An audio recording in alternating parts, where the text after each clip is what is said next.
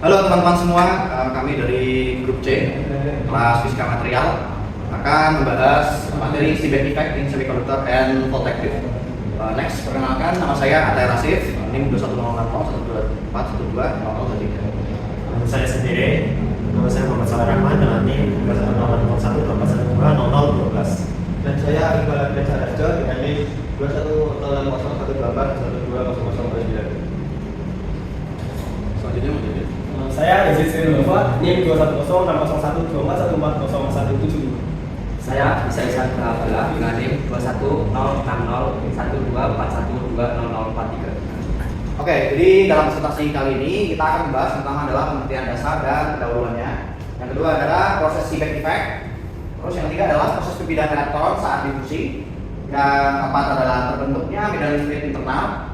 Yang kelima adalah efisiensi Seebeck. Yang keenam adalah kondisi steady state. Yang ketujuh adalah arus difusi dan arus drift. Yang kedelapan adalah efisiensi Seebeck untuk jenis N-type dan selanjutnya adalah untuk jenis P-type. Next. Oke, yang pertama adalah Seebeck Effect. Jadi Seebeck Effect sendiri itu fenomena ketika sebuah material, khususnya semikonduktor, itu menghasilkan tekanan listrik akibat adanya perbedaan suhu di antara kedua titiknya. Jadi jika satu sisi material berada pada suhu yang lebih tinggi dan sisi yang lainnya lebih rendah, bahwa muatan di dalam material akan bergerak dan pergerakan inilah yang memunculkan tegangan. Jadi pada rangkaian yang terdiri dari dua logam yang berbeda, efek ini juga terjadi dan menghasilkan tegangan listrik ketika kedua sambungan berada pada suhu yang berbeda. Next. Oke, selanjutnya adalah perbedaan Seebeck Effect dan Peltier Effect ya. Jadi perbedaan antara Seebeck Effect dan Peltier Effect itu keduanya memang sebenarnya berhubungan, tapi pekerjaannya itu secara terbalik ya. Jadi pada Seebeck Effect kita mulai dengan perbedaan suhunya, terus hasil akhirnya adalah munculnya perbedaan potensial atau tegangan listrik. Jadi dari panas lalu munculnya listrik atau perbedaan potensial.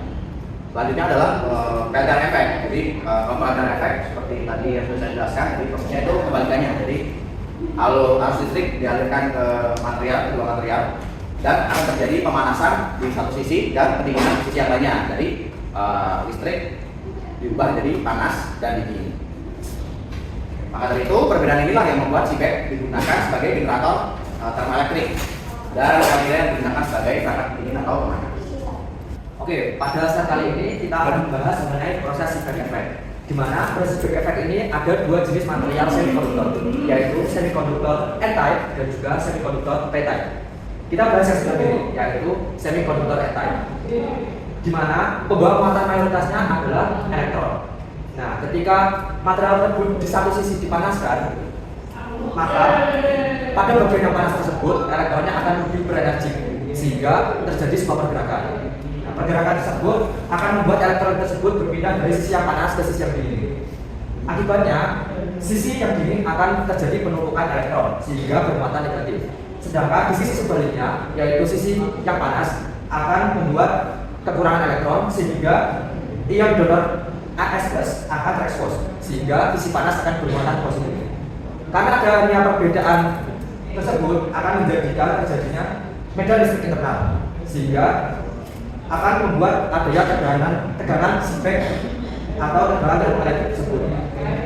Kemudian pada gambar yang sebelah kanan yaitu semikonduktor P-type, di mana pembawa muatan mayoritasnya adalah hole atau lubang muatan.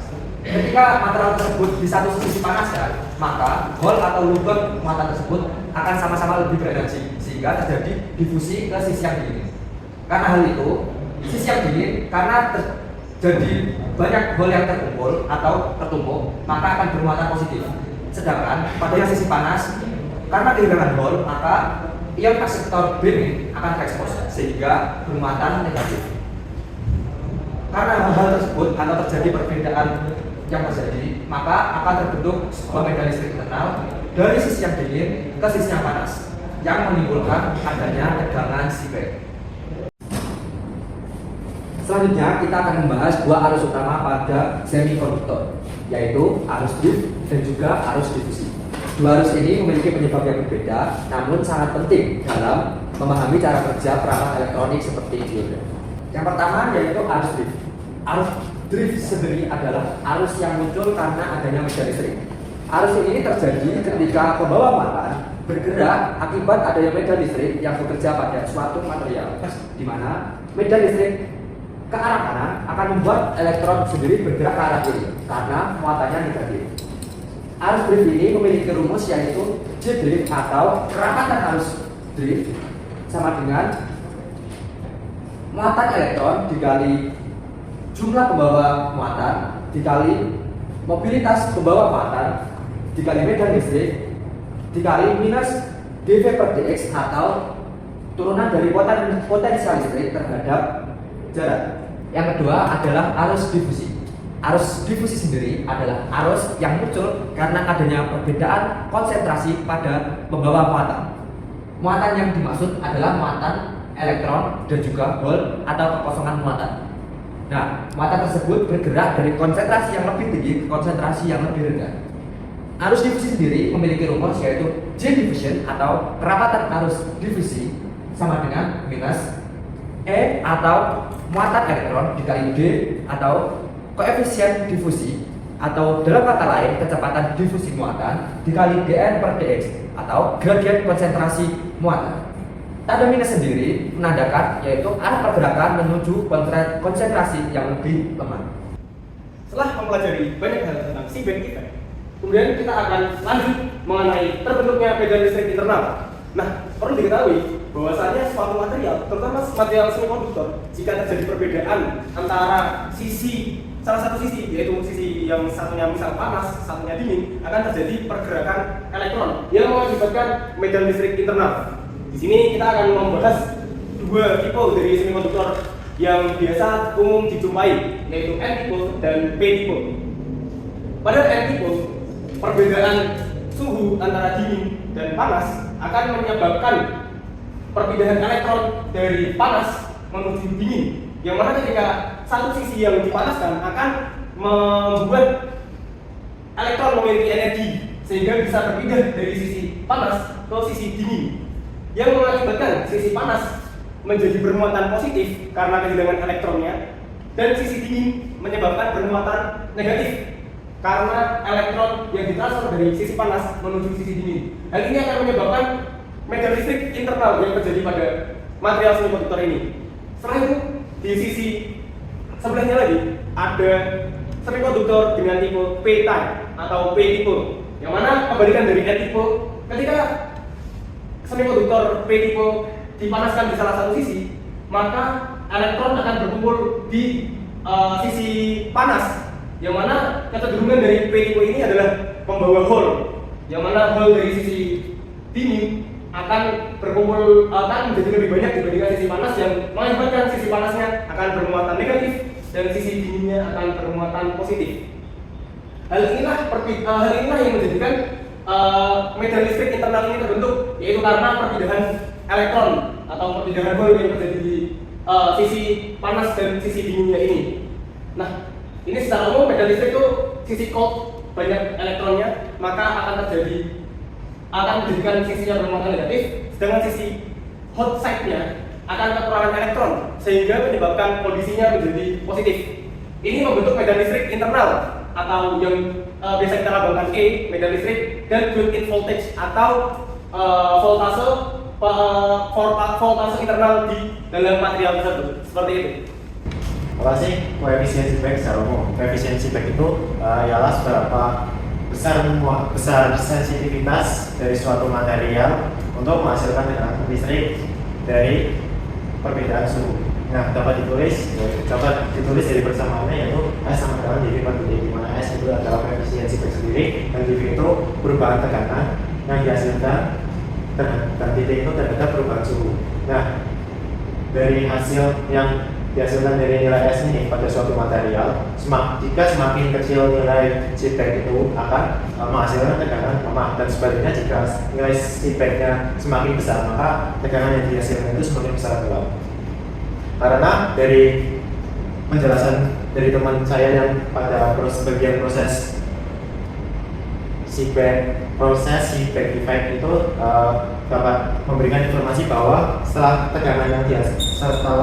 perpindahan elektron pada bagian negatif, maka pada bagian dingin tersebut menghasilkan tegangan yang cenderung positif, dan sebaliknya pada bagian yang panas itu akan cenderung menghasilkan tegangan yang negatif. Grafik semikonduktor, pada grafik statis semikonduktor yang pada proses Seebeck effect, di mana semakin tinggi nilai suhu maka semakin besar juga jarak yang ditempuh oleh elektron dalam perpindahan. Dan grafiknya di bawah ini yaitu pada perpindahan elektron ketika pada bagian yang panas itu akan mengalami tegangan yang dihasilkan itu negatif karena elektronnya itu sudah mengalami diffusion, harus difusi. Terus di sini ada penjelasan juga yang semikonduktor tipe P, di mana semakin besar dari suhu juga semakin besar perpindahan jarak dari elektronnya. Oke, setelah memahami apa itu Seebeck effect dan bagaimana proses Seebeck effect terjadi, yang paling terakhir adalah kita memahami bagaimana aplikasi Seebeck effect diterapkan. Nah, yang pertama tuh ada thermocouple, kedua thermoelectric generators, dan ketiga spin electronics. Nah, kita mulai dari yang pertama dulu. Thermocouple yaitu sensor suhu yang tersusun dari dua material berbeda dengan nilai koefisien Seebeck yang juga berbeda. Ketika kedua ujungnya mengalami perbedaan suhu, maka muncul beda tegangan listrik, dan tegangan inilah yang digunakan untuk mendeteksi atau mengukur perubahan temperatur. Semakin besar perbedaan suhu antar ujung materialnya, semakin besar tegangan yang dihasilkan oleh thermocouple. Lanjut, aplikasi kedua, thermoelectric generators atau TEG, sebuah teknologi yang memanfaatkan panas yang terbuang sebagai sumber energi listrik. TEG biasanya tersusun dari pasangan semikonduktor N-type dan P-type. Ketika ada gradien suhu satu sisi lebih panas, sedangkan sisi lainnya lebih dingin, elektron dan hole akan bergerak sesuai karakteristik materialnya, sehingga terjadi pemisahan muatan yang akhirnya menghasilkan tegangan listrik. Dasar ini memungkinkan TEG bekerja sebagai pengonversi energi panas langsung menjadi energi listrik tanpa komponen mekanik yang bergerak. Selanjutnya yang ketiga yaitu spin caloritronics, yaitu memanfaatkan gradien suhu untuk menghasilkan perbedaan medan magnetik. Pada fenomena ini, perbedaan suhu juga dapat menciptakan pergerakan karya yang tidak simetris, tetapi output yang dimanfaatkan lebih kepada respon magnetik, bukan listrik secara langsung. Ini menjadi salah satu cabang studi termoelektrik skala lanjut yang berhubungan dengan perubahan spin elektron akibat stimulus panas di dalam material. Setelah memahami tiga aplikasi Seebeck effect ini, kita bisa simpulkan secara keseluruhan slide ini menegaskan bahwa Seebeck effect dapat dimanfaatkan dalam perangkat sensor maupun generator energi. Terima kasih. Mungkin sekian pemaparan kami dari kelompok C Fisika Material. Kurang lebihnya mohon maaf. Assalamualaikum warahmatullahi wabarakatuh. Terima kasih.